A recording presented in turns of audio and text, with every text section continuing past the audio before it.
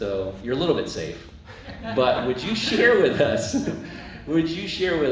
as you take over this and the rest of the chapter 5, would you share with us how you love Candace as Christ loves his church?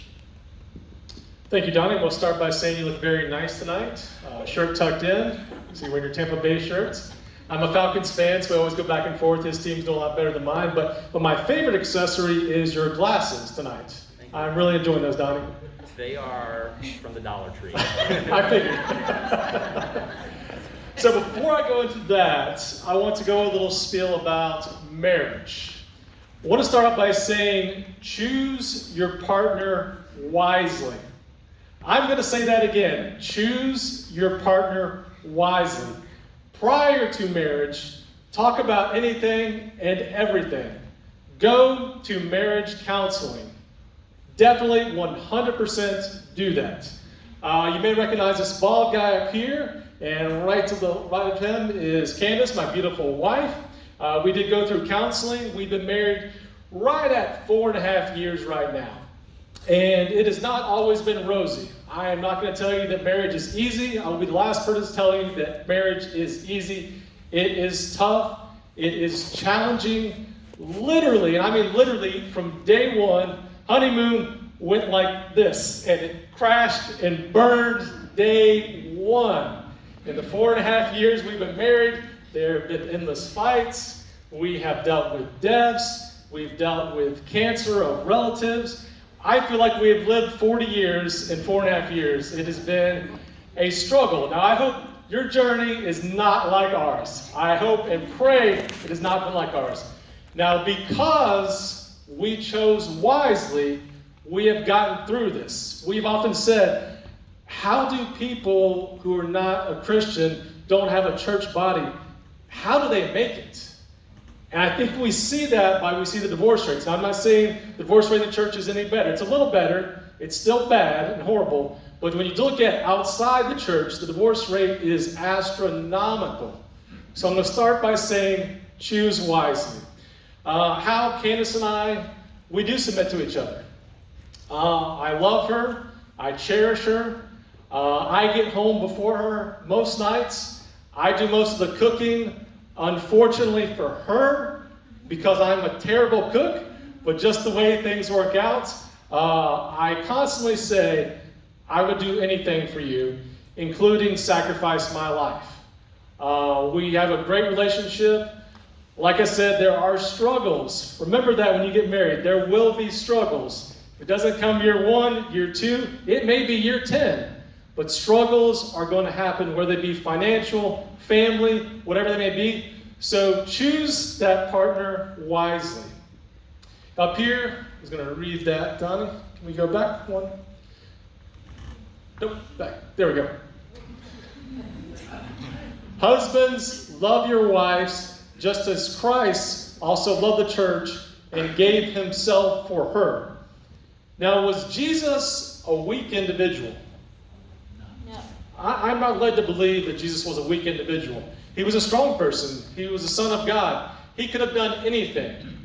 When he was being crucified, when he was being mocked, he could have done anything. He was not a weak individual whatsoever. But he chose, as Donnie gave the example of what submission is, it was his choice to sacrifice like he did. We can go into the next section here, Don. All right, so here we are in Ephesians chapter 28 through 33. So we're going to start off here in verse 28. In this same way, husbands ought to love their wives as their own bodies. Now, I see some men in here who have not done that. A little pudgy, not taking care of yourself. I'm kidding, guys, if you're married. But to husbands, love their wives as their own body. What do we want to do with our bodies for the most part? We want to stay healthy. If we get sick, we go to the doctor. If our belts are getting a little snug, what do we want to do? We want to lose a little weight. Candace and I are very open and honest with each other. I don't do this to her, but she will do it to me. She'll say, things are looking the same like they used to, Chris, which means you better get in our home gym and start doing something. She's been very adamant lately. We had a baby a few months ago. So she's really trying to lose that baby weight right now. Been very diligent. I'm very proud of her. She keeps giving me her weight each day, and I'm saying, you don't have to do this, but I'm on your team. Let's do this. So continuing on. He who loves his wife loves himself. Obviously, to love someone else, you have to love yourself. It starts there. Reading this, it's funny. This was obviously written years ago. In 2021, we could just do a whole class on the psychology of this passage right here. Especially as we're going on here with bodies now, with bulimia, with anorexia, with reverse anorexia, with so many things that are going on, we could go into that. We're not going to go into that. I was just thinking about that as it's 2021 and how things are different. We're going to move forward in verse 29. After all, no one ever hated his own body, but he feeds and cares for it, just as Christ does for the church. It's amazing when you think about what Jesus did for us. It's astronomical when I think about what he went through on that cross. For me, thinking of myself as a sinner, when I make mistakes, when I fall down, and I say, Jesus still did that for me. For the people that spat on him as he was being crucified, he did it for them. It is such a blessing that we have to have a Savior who did that for us. As we continue on, for we are members of his body. For this reason, a man will leave his father and mother and be united to his wife. For the two will become one flesh. So after you get married, you are supposed to stay with your parents, right? Right? Is that what it says? No. Now, I understand there are certain circumstances where this may happen temporarily. It is not meant to be a permanent thing. When two people are joined in marriage and they live with their parents, that's not God's design. God's design, as we're reading here, is one man and one woman. Now, I know it's 2021 again, and you may not have been in a household like this. I don't know what your household looked like. It could have been two moms. It could have been two dads. You could have been raised by your grandmother. You could have been raised by your aunt, a cousin, someone else. I don't know your situation, but we have a plan. And just because your life didn't start that way, you have the choice to choose your own plan as you move forward with one man and one woman as God designed. So, verse 32. This is a profound mystery, but I'm talking about Christ and the church. However, each one of you must also love his wife as he loves himself, and the wife must respect her husband. Donnie picked on the husbands out there. Wives, how do you respect your husbands? I see a lot more wives in this general area over here. So what does that look like? Wives, respect your husbands. It's not rhetorical. I'll pick on you, Mom.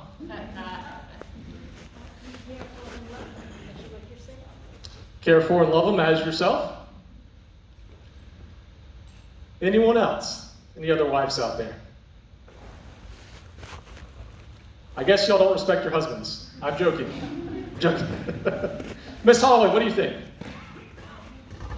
What do I think our wives should definitely show respect for their husband, support him in all that he does, encourage him, love him.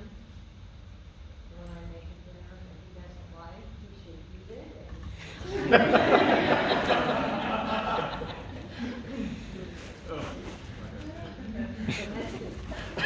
Steve said he's speechless. So, could I force Candace into being submissive? Yes, I could. I'm a lot bigger, a lot stronger, a lot faster. I could force her into being submissive. Now, she would tell you otherwise, but I could do that. That is an option on the table. Am I going to do that? No.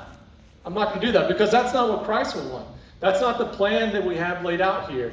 He says, do as I did, show sacrifice. Show that mutual submissiveness between you two. I want to know some of just your general thoughts on this passage as we just read through. Do we have any general thoughts, reactions to this? Any questions? Yes, sir, Mark. The final verse kind of explains what submission is. And in that final verse, it says that the husband must love his wife, and the wife must respect her husband. That's what submission looks like. And verse 21 says we submit to one another. And it begins to say this and this. The greatest need that a husband has is for his wife to respect him. He needs to be loved.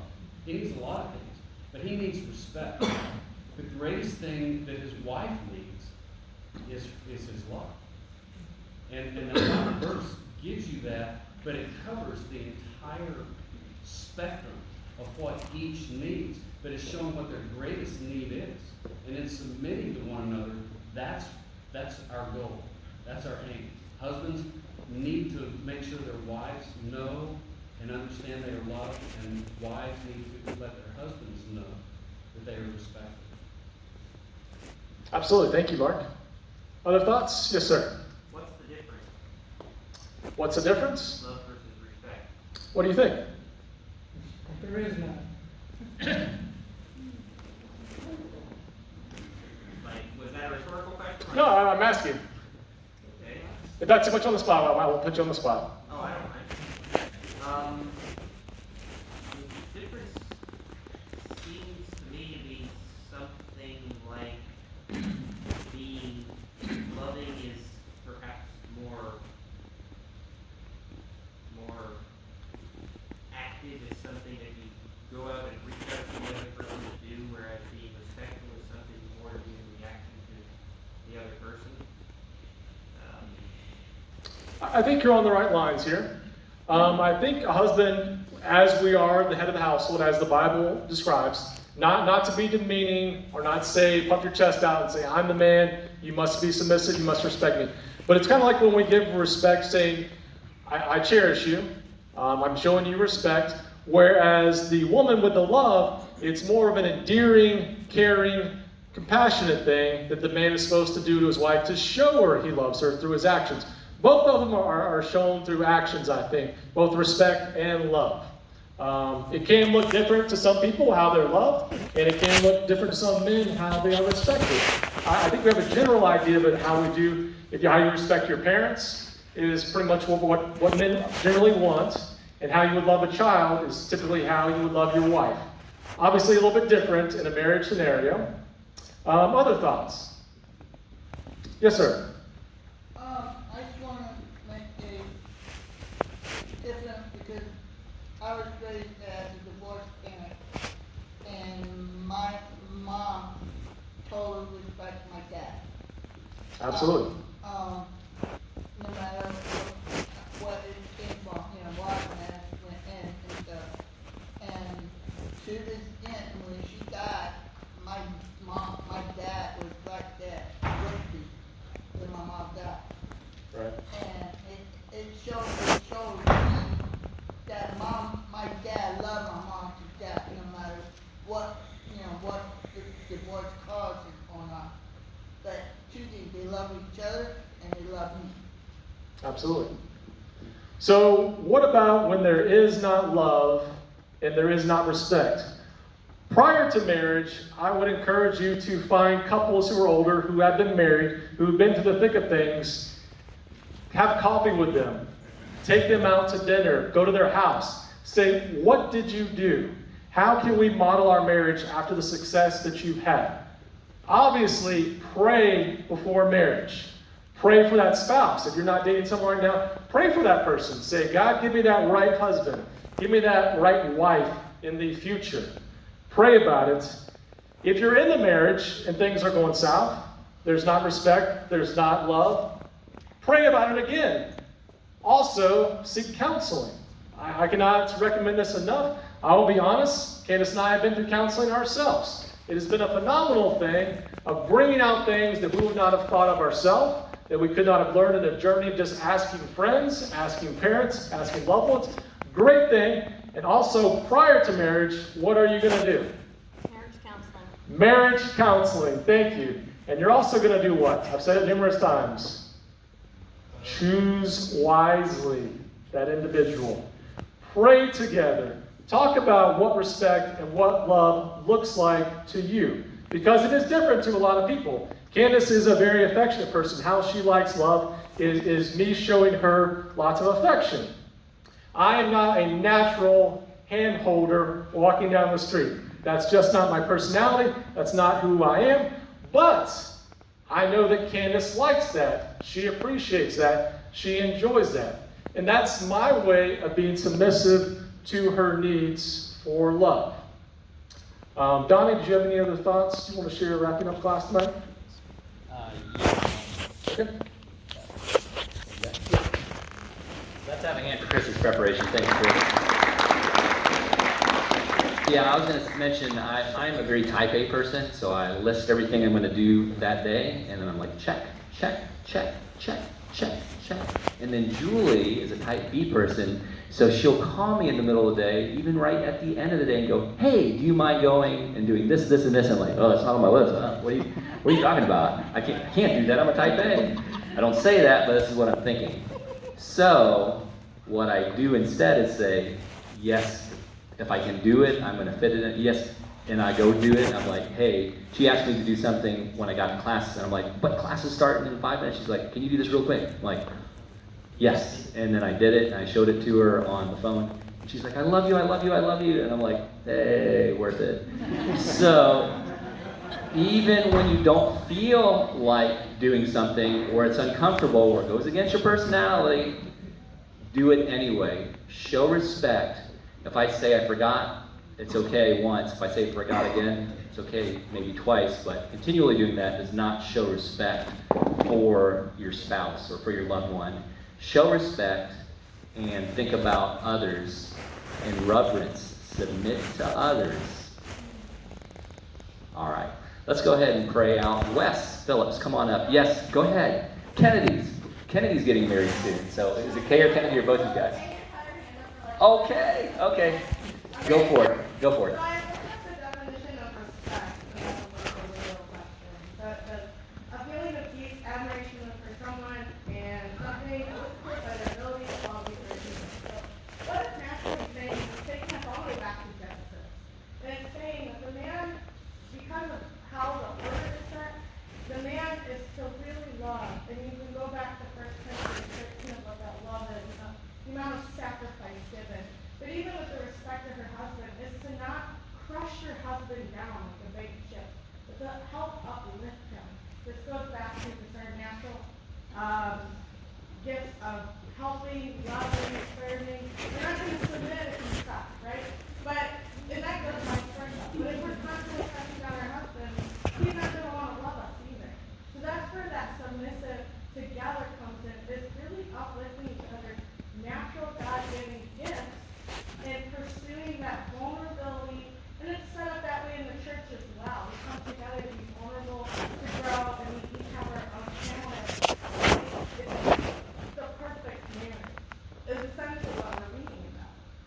Thank you, Kate. Very well said. Thank you. All right.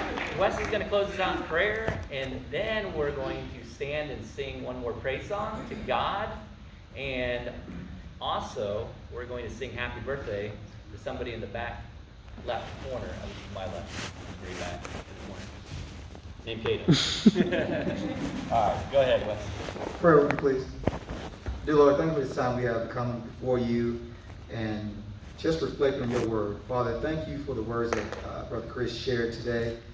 Allow them to go with us as we leave this place, but allow them to stay with us.